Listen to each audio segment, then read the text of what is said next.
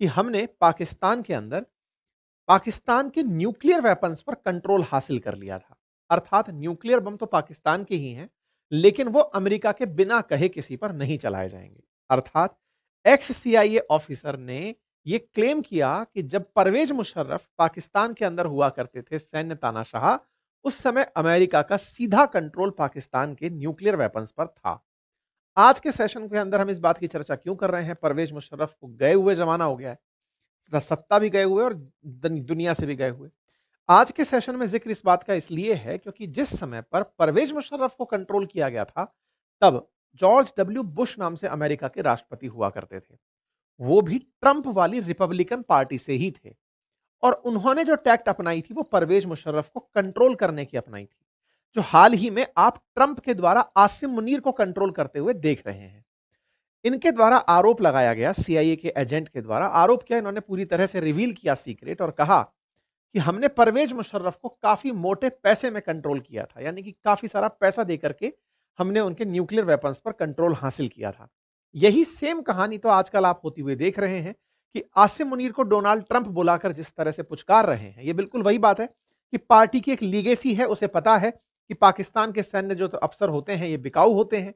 पहले परवेज मुशर्रफ को पाकिस्तान अमेरिका ने खरीदा था और इस बार आसिम मुनीर को। तो क्या वाकई में इस समय भी पाकिस्तान के न्यूक्लियर वेपन्स अमेरिका कंट्रोल करता है और भारत ने उनके उन्हीं ठिकानों को हाल ही में निशाना बनाया था, जिसके चलते भाई साहब बिरचे हुए हैं।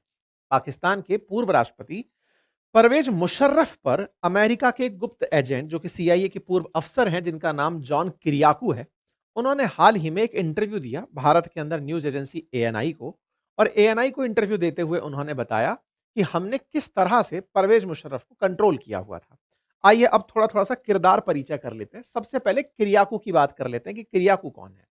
देखिए, किरियाकू 2013 में सुर्खियों में आए थे ये कहते हुए कि एक जासूस जो बहुत बोलता है। देखिए, जनरली जासूसी का काम जो आपने फिल्मों में भी देखा होगा, इन्हें कहा जाता है कि आपको गुप्त जिंदगी जीनी है। आपको अपने जीवन का परिचय सबको नहीं देना है। गुप्त जिंदगी जीने वाले ये जो जासूस हैं, इन जासूसों की कहानी अगर पब्लिक होने लगे तो ना जाने कितने देशों के भेद खुल जाएंगे। किरियाकू ने अपनी नौकरी से इस्तीफा देकर भेद खोलकर ही अपने आप को राइटर, स्पीकर, स्टोरी टेलर बनाना स्वीकार किया। लेकिन जब भेद खोले तो इन्हें पनिशमेंट भी मिला।